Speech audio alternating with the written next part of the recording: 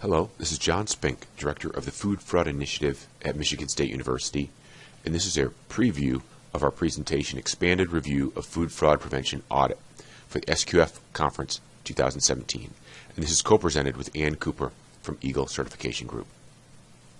First off the agenda, we'll have an introduction, which in the live session Ann will handle, and then I'll go over food fraud prevention. We'll go through the vulnerability assessments. We'll talk about how to start, how much is enough, the audit requirements, and then we'll have discussion. First off, we're a university, and what we do is teach. And we've got a cycle here: research, education, and outreach. So me being here with you is outreach. It's talking about the application, understanding needs, and then we learn from this, and we go back into conduct research. And from that research, we work into our education, which is our graduate courses and other programs, which then cycles back to outreach. And the first item that's probably the most important right now is our MOOCs, Massive Open Online Courses. These are free. They're two-hour webinars, 2 weeks long.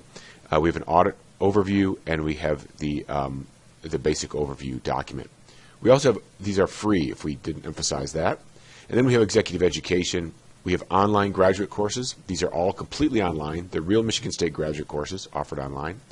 If you take 4 of those, they can roll into a graduate certificate in food fraud prevention, and then roll those into a Master's of Science in Food Safety. And again, this is a real Michigan State Master's of Science. So before we get started, it's important to look at the compliance requirements. People ask, do I have to do something? So GFSI is required January 2018, and that is specifically identified in groups like FFPC and SQF. BRC actually had it in their audit scheme back in July 2015, which was 2 years before GFSI actually had it required. The preventive controls rule of FSMA. The key with this is this type of assessment was actually required last year, over a year ago. So it's something that's really interesting for people to see when they really consider this. Food, Drug, and Cosmetic Act, the adulterated food section. Food fraud has been illegal since 1938, at least since 1938. It's just that we haven't been really aware of it because priority setting has been on public health threats. And food fraud, the vast majority do not cause a public health threat. Sarbanes-Oxley Act. So this is something you probably have never heard of, but I can guarantee your CFO and your CEO have. If you're a public company, it's required, but private companies use Sarbanes-Oxley or enterprise risk management-like practices. And basically, that requires to assess all risks to earnings and to state that they're controlled or disclosed. And no one wants to disclose that there are high risks at a company. Food fraud compliance requirements. This is one of these golden slides. So we've got a couple golden slides here.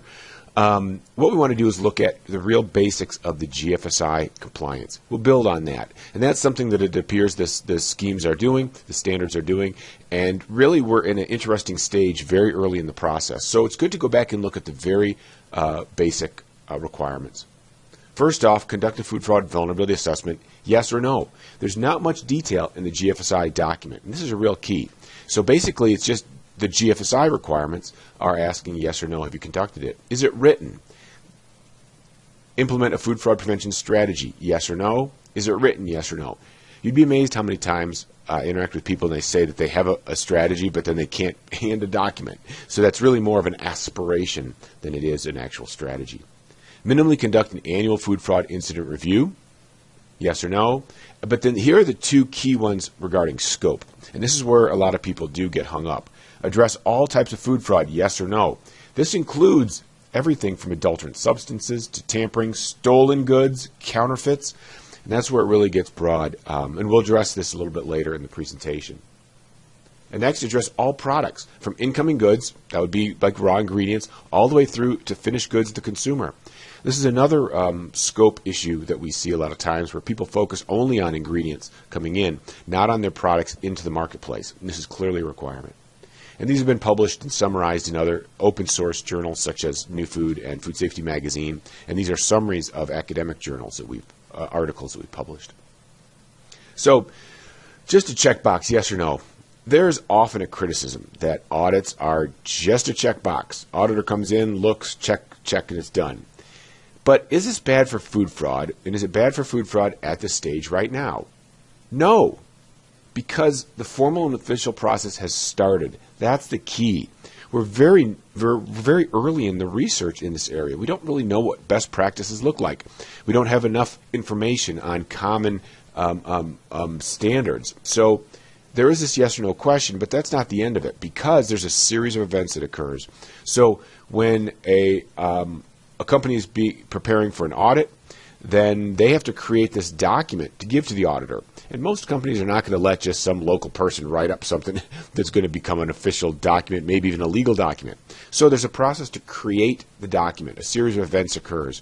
And that requires, especially the first time through, to get approvals. And we've seen some cases that have gone up to a policy board, a board level policy review, even to general counsel. So the yes or no questions are actually the most optimal way for the auditors to start. I think also this is important because most auditors are not food fraud criminologists. So judging will be very hard for a while. Now, once we get a year into this, then we'll know a lot more what makes sense and what are some best practices. But until we get there, the yes or no just starts that series of events. So GFSI, let's look at that. If you didn't believe me the first time, let's look at exactly what GFSI says. This is the extent of it. It's looking at documented food fraud vulnerability assessment procedure. Now, it doesn't say in there anywhere how long it is, what color it should be, how thick it is, or any processes. It just says that they will have a documented assessment. And second, that they have a documented plan to implement to mitigate those public health threats. So what they're saying is that not every vulnerability leads to a risk, and not every risk leads to a hazard. And not every hazard is a hazard that requires a preventive control. But you need to conduct the basic assessment to identify what does or does not fall into that category. And then food fraud mitigation plan. This is interesting. GFSI split this out. Between the draft of version 7 and the final, they split this as a separate section. And they emphasize it shall cover the relevant GFSI scope. So that's an interesting question of what is that scope. Sometimes glossary terms aren't exactly that clear, but we'll look at a number of glossary terms, including what the food fraud think tank, the GFSI food fraud think tank reviewed. And to emphasize again, every vulnerability does not need a control plan. Well, think about like a meteor. If you were trying to protect your facility from a meteor hitting it and killing people. Now, that's an extremely improbable event. And then you'd consider the countermeasure. I mean, what would you have to build as a facility to combat an attack like that? It might have to be underground bunkers. So that's something where that is a vulnerability, but it's not one that needs a control plan. So SQF, let's look at 8 overview. So it's recognized scheme, you know that. And as you know, it's shifting the schemes to certification programs. It was published last April, required in January. And here's, well, let's say, I guess I probably agree with this definition, but a collective term used to encompass deliberate and intentional substitution, addition, tampering, misrepresentation of food. Now, so far, interesting point is misrepresentation of food. So that could be the labeling, statements about it. That could be halal that's not halal, kosher that's not kosher, organic that's not organic. Food ingredients, that's incoming goods. Now, think about this also, food packaging. So that the package itself could be counterfeit or fraudulent. And then false or misleading statements about a product. And the key is that's products all the way through to the end customers. And this is consistent with the definition from GFSI and from the GFSI think tank and other researchers such as ourselves. Economically motivated adulteration is not mentioned. This is a key. In the U.S., we're seeing the EMA term is what's been the main focus for FDA. The FDA has not used really the word food fraud. Where on the other side, like this, GFSI really doesn't use EMA. We do see FDA talking more about food fraud or explaining how EMA fits into food fraud. We have a recent blog post, if you're interested, on Dr. Ostroff's statements from last week in China, last Monday. Adulteration is only mentioned in the food defense or food fraud sections. And this is, I think, logical because an adulterant really should be something intentional. Now, there's a lot of issues between the word adulteration, adulterant, based on the FDA definitions, but I think it's wise to not have those terms used throughout. Edition 8 requirement. So for food fraud, specifically, vulnerability to fraud documented. And then it's the site susceptibility. The key with this is a lot of the food safety audits are based on site and HACCP. So it makes sense that this is a site audit. Now, one thing that we see is that a lot of food fraud vulnerability assessments really are most efficiently handled at an enterprise-wide level. So the site could refer to a more global company-wide assessment or document. Next, the food fraud mitigation plan. So this is exactly the same definitions as it was in GFSI. Makes sense. Identify the food fraud vulnerabilities and control the ones that are bad. That's exactly the same. Food fraud vulnerability assessment mitigation plan shall be reviewed and verified at least annually. Records of the reviews shall be maintained. And a key, we've got the food fraud vulnerability assessment, food fraud prevention strategy, and then details. So whenever we look at the different scheme owners certification programs, this is what we see. For food fraud, it's consistent. A vulnerability assessment, a prevention strategy, and then additional details. The requirement steps. So basically, conduct this vulnerability assessment. That's the vulnerability assessment piece. Start with a light but complete review, then go deeper where needed. What we mean by this is that you need for compliance, you have to look at all products, but you don't have to go that deep by the requirements, at least not yet anyway. So it's a real key to look broad across all products, and that would be a best practice for an auditor to look for. It doesn't need to be deep, but it needs to cover all products. Conduct and document a food fraud prevention strategy. Now, this is that second key point. Start by just filling in a report and go deeper where needed. So these first ones, they're not required to be deep, and really we're just learning our way through this. So what we say is to start with some other type of strategy you have as a template, and then start filling it in. Consider other strategies or systems in HACCP. You want to use other templates, and you want to use terminology that's familiar from around your company. Review and make sure to address the details. So here's details. Got to change that slide. Frequency, types of issues to consider, and that's something that really shows up in the in the standard. Just more details of things to consider to basically tweak it to fit the requirements. Food fraud prevention focus. So a food fraud incident occurs with your product. A baby dies. So okay. I'm being dramatic here, but let's consider that. Let's consider it's stolen goods that spoil and a baby dies. You may have passed an inspection. So think about that. That would be an auditor or an FDA inspector coming in to see if you're compliant.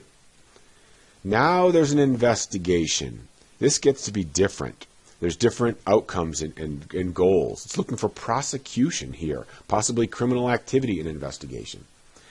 Did you assess this vulnerability, stolen goods, and possible harm? Did you determine it needed a countermeasure or not? Or did you just not even assess it? And here's the real question that will be asked. How did you determine this to not be a hazard that required a preventive control? But don't get too worried about it, because if you do follow the GFSI recommendations, then you are already conducting a vulnerability assessment for all types of fraud, all products, so that finished goods in the marketplace that was stolen, spoiled, and a baby died, that is an assessment you will have conducted already. So at least you've done it. Now, if you did a terrible job of it, then that's something else to think about. But at this point, as we said before too, the audit requirements are very simple, and there's just not a lot of best practice out there. There's not a lot of guidance. So just starting the process is important. Primer overviews. So this is just some background on the topic itself. Really, with food fraud, we're looking at the motivation. That's it. We're not looking at the result. We're looking at the motivation. We're trying to prevent it. So by prevent, we need to understand that motivation. When we first were working in the area, we saw food safety and food defense as two really clear areas. Really, that's where our responses are focused. And food fraud was fundamentally different when it came to thinking about prevention, because again, it's a human adversary. It's not a microbe. And then we add food quality here because usually these are managed under food quality groups, or they also have similar work processes. On this column, it's unintentional. You don't try to create those activities or those incidents. On this side, it's intentional. For food defense, it's harm, public health, or terror. And for food fraud, the motivation is economic gain. This is a real key. These bad guys are trying to make money themselves. They're trying to avoid detection. Terrorism is a subcomponent of food defense. Now, if you're looking at the FSMA requirements for the intentional adulteration rule, that's very specific on wide-scale harms. That's really terrorism. So the FSMA requirements for food defense do not equal the GFSI requirements that are broader, the more common definitions of food defense, which could be other types of attacks. So the food chain vulnerabilities. So let's see where these things all occur. We think a lot about incoming goods and about HACCP. So HACCP is really monitoring the manufacturing and variations that occur there. But the incoming goods is where a lot of the food fraud focus has been on those ingredients. But what we really need to look at the entire supply chain.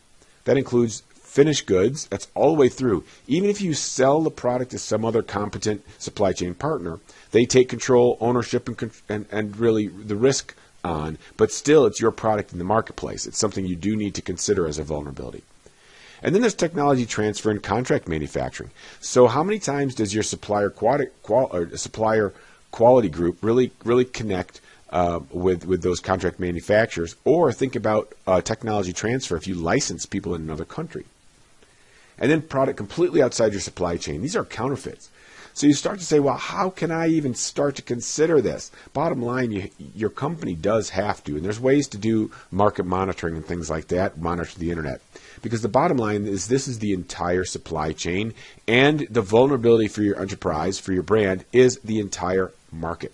If your product shows up counterfeit in the marketplace, then it's your brand on it. And if it's got heavy metals or something else in it, then it's your brand that can take the hit. Now, your legal liability may be lower because you didn't make it, obviously, but still your sales may be impacted. So it's something to consider. Preliminary and preparation. So we're looking at these different types of strategy implementation. And the first is to look at how you just even get started to developing the prevention strategy. So let's not go into implementation yet. Let's just start to review how we create that strategy. So this is from an academic journal article. Actually, it's published with two Chinese government food safety, food fraud officials. So it's got a lot of international insight. We recommend first to convene a food fraud task force. Now, this is really basic, but this is the way to start. So you've got an actual group assigned. Create an enterprise-wide policy or mission. Begin just drafting it. What's the goal, the scope? Just start that as a framing point, because when you look back at GFSI, you want to make sure you cover all types of fraud and all types of products. Conduct a pre-filter. So this is just a first pass, something real quick to look at all the types of fraud in your product for all products. And we've got an example a little bit later of this initial screening tool. The initial screening concept comes from enterprise risk management. So this is managerial accounting. This is taught, literally, well, maybe not accounting 101, but pretty darn close in business management. So it leverages those terms that are used by the financial people at your company. Review additional needs. So there may be some vulnerabilities where you need to go deeper. Instead of looking at all spices, you may break down to specific types of spices or specific suppliers. Review specific food fraud vulnerabilities in an enterprise risk map. A key is, and we'll cover this, is looking at the overall, how this risk compares to all of the risks at your company. There's no legal thresholds for a lot of these things. Once the product's actually legal, then how much fraud is too much, or how much vulnerability is too much for your company. This is something that we're not used to evaluating from a food safety standpoint, but your company does. That's what your board of directors does when they're investing in your company. Consider countermeasures and control systems for at least the very high items. Now, here's a big recommendation. If you're identifying some very major vulnerabilities or risks for your company, then we recommend right away that you start with some ideas. You don't want to just throw out the problem without any potential answers. So think about some of those. And then propose a food fraud prevention strategy. So this is the key. This is an end point. This task force, the task force may go on and be the ones that are accountable for it, but it's really important to have this endpoint. So the project is done, you can have this review, and then you can move on to implementing the program. So again, all these are published in articles, both open source as well as the scholarly articles, and so there's a lot behind there. One thing that's good about that also is that if an auditor or somebody or an inspector asks you about your process, you can cite an academic journal article, a peer-reviewed journal. That's why we take the extra effort to publish. So we're going to look at a couple things first. So first off, looking at these concepts, what we see is for a company or a country is to formally specify food fraud as a food issue. This would be identifying it as a policy in your company. Now, it could be a sub-policy under food safety or food quality or something like that. And we actually have this general statement for an agency there.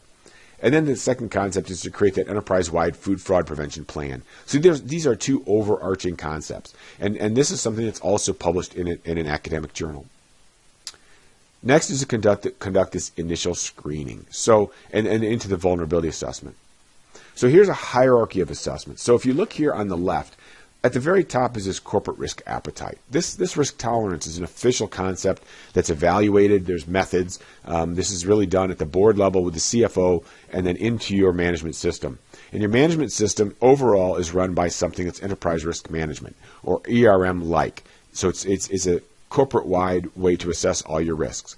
And then there's a continuum for these vulnerability assessments, from a pre-filter, which is a real quick one on one side, all the way to a detailed assessment. And these terms are correlated compared to enterprise risk management, so they're common to the financial officers, where there is an initial screen to start and a detailed assessment later. And then when you dig in, you're going to need to do some more specific assessments at some point.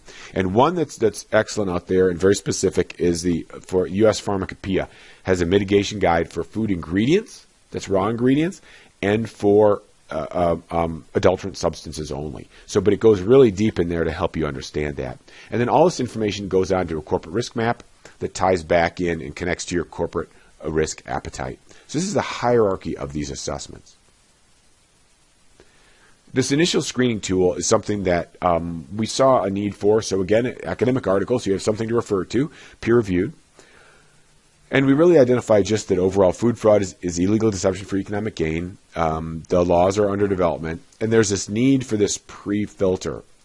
And the assessment is based on enterprise risk. So we're basically clarifying for you that you can have this guidance, insight for operating in your company or to an inspector or investigator. And the assessment correlates with other food fraud and food safety management systems. So this is just stating that it does connect with everything else. What we do in this assessment is first we look at very broad overarching concepts like likelihood. So a medium usually is what's kind of where the threshold is for likelihood or consequence. And so this is something to think of for your overall company. So the question would be, is the likelihood of something happening once a month, once a year, once a day? What's unacceptable? Where's that point? But that's really not the risk itself yet. Risk is likelihood and consequence. So we need something that happens every day, but it costs you $1 is acceptable. Now the consequence is another. So is it $1 million? Is it $10? Is it $1? Is it $1,000? And so we define that first. And then we also look at raw materials, things coming in. These are 5 products. And you include other in there because you want it to cover everything. And then we consider finished goods. That's 5 products, including other in the marketplace. Now, when we're doing our assessments, we also clarify a level of certainty and a level of robustness. Because if you and I sit down one-on-one for 1 hour and do this, then it's definitely going to not be very certain and not very robust. But if you have a lot of expertise in one area, say it's spices from India, and I do as well, then you and I will have a lot more certainty about the product. You'll know more of what happens and what you do, and also then I'll have more insight on the types of assessments. So these are all the basic concepts to build the frame, and these are based on ISO. ISO 31000 is risk management, and these are also the overview for ISO 22000. That's the food safety management. So we look at this whole idea of this matrix entry. We look at incoming goods and outgoing goods. We have 2 of them. We will pick a certain product groups, which we have here, picked a couple, picked some supply customers or countries. And this is what the matrix looks like. So it's not real complex.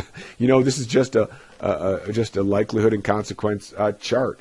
But what we did is we then would fill in each of these rows across the top of those different product groups, and then the supply customers, and then we would just start to put in ourselves the likelihood, consequence, and the total in there. So this is the first step. We would do one of these for incoming goods and one for outgoing goods. And this is what it looks like. So first off, before we even go too far, just look at this. Now, number one, does this look too bad? Just without any other information, does it look too bad? Well, there's a lot in the yellow, but then there's a couple in the orange, but there's none in the red. So it actually really looks pretty good. This was an actual assessment we did for a company, and I'll give you the details later, but we saw these 4 that were in the orange. So what we've got is that's incoming goods, and then we've defined them as incoming goods are the numbers, and the letters are outgoing goods. That just helps us when we just glance at this. We see that those higher risks there in the orange are 2 of them for incoming and 2 are outgoing, so it's pretty balanced. Some companies have all their risks all in incoming goods, and some have more of their risks in outgoing goods. But right there is what we look. So on this one sheet where we review this, we've got it listed there of what we see and where is this vulnerability for the company. Now, ultimately, if we've done our likelihood and severity, likelihood and consequence estimates correctly, then these 4 are unacceptable. They are above the risk tolerance. So the corporation, based on the goals of the investors, must get those below the line or disclose them. And that's something that they really don't want to disclose. So think if you're invested in a company and they start to tell you that they've got some practices that are outside your risk tolerance. That's going to make you uncomfortable, and that will make the board of directors uncomfortable. So what we do, though, is we then add notes here as well to say, where we need to get more information. And that's at least with those ones we would. Does a resource allocation maker need more information for what question? So at this point, doing this pre-filter, we may be fine here. This may be enough. So all of a sudden, we may be able to talk about the number 1, number 2, letter A, letter B, and make some decisions right now. And if all of a sudden, if for those outgoing goods, they're comfortable changing a distribution network or something, or implementing a new program, or changing a package style, then it's done. You don't need to do any more. And that's a real key with this. It helps you calibrate how much is needed. So when you're doing these assessments, here's something that's important to look at. So we do remember that previous slide where you've got all those items that are in the orange. What we need to do is we need to get them into the green or the blue or green zone. So you see this one here. So here's the incoming goods assessment, B2. What we do is we break down that single cell into an entire matrix. So we took that one cell, and all of a sudden we split it out, and all of a sudden, wow.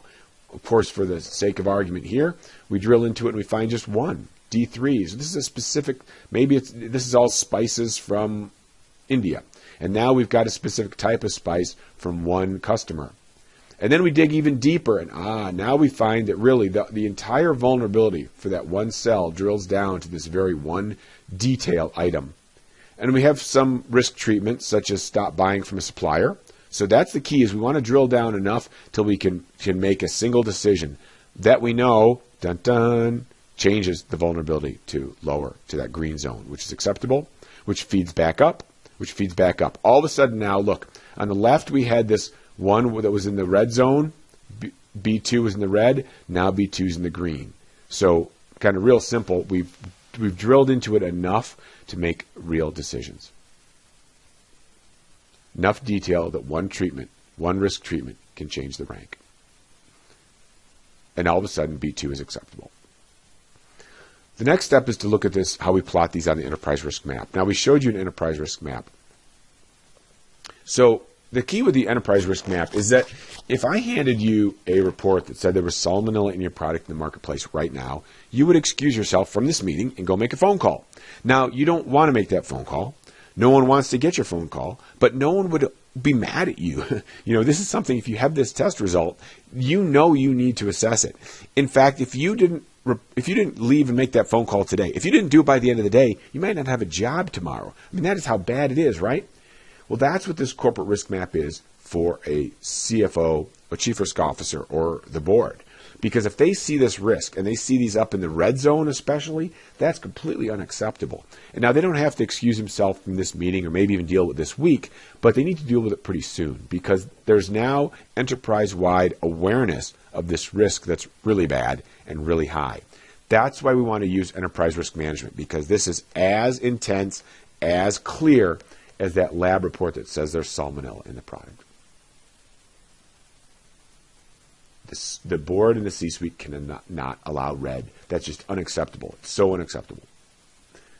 Finally, to propose this strategy, including calibration with all risks. So now at this point at the end, as you're implementing, you are now developing the actual prevention strategy. So strategy implementation. Really what we want to look at is ongoing management. So you want to implement the food fraud prevention strategy, document and refine the process. Hey, start simple. You know, a lot of people have never done this before. Most companies have never done this before. Utilize a food fraud prevention cycle and these systems that we have in place. Assign accountability and responsibility for key actions. And here's this prevention cycle. So within the strategy, we've got the core of everything is the fraud opportunity. That's a real key, the fraud opportunity. It's all about the fraud opportunity.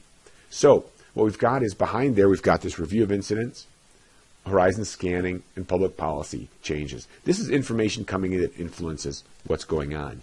And one is incidents that you know. Another is what's happening in the marketplace.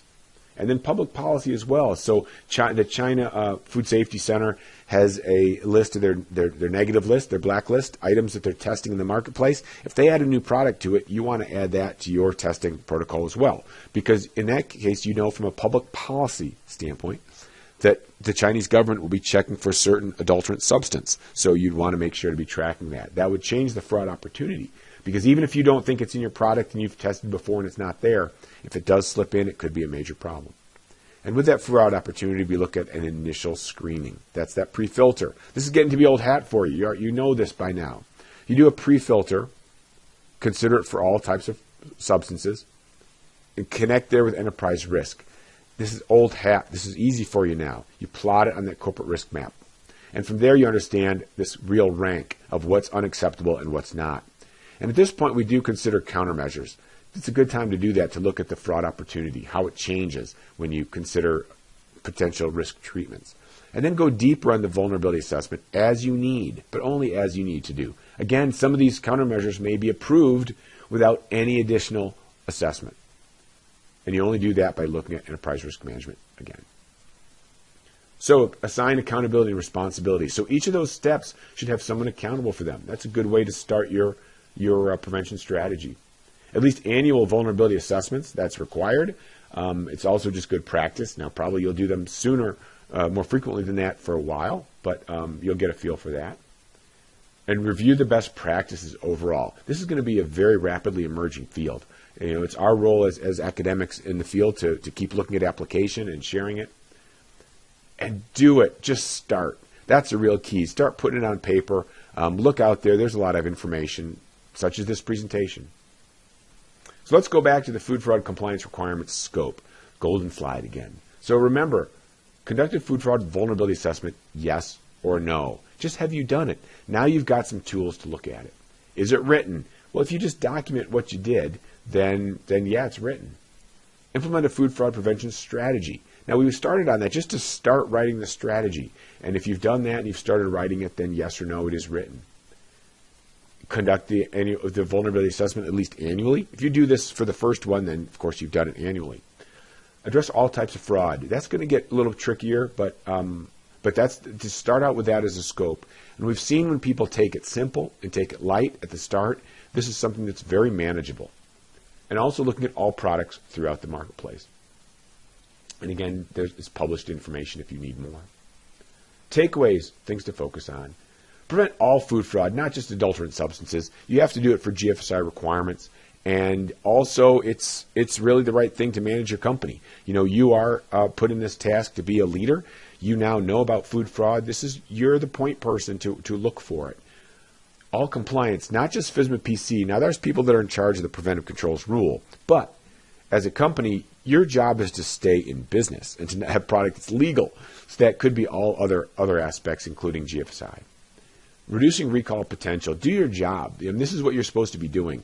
And really, you're not stepping too far out there, because here's real clear guidance. Here it is, presented at conferences. It's in academic journals. So it's not that you're making stuff up or creating these new things. There's some guidance out there. Reducing liability. And the key is this overall liability, not just the regulatory or the audit. Look at corporate, legal, and criminal. And really, the criminal liability could be for employees as well if you're not paying attention.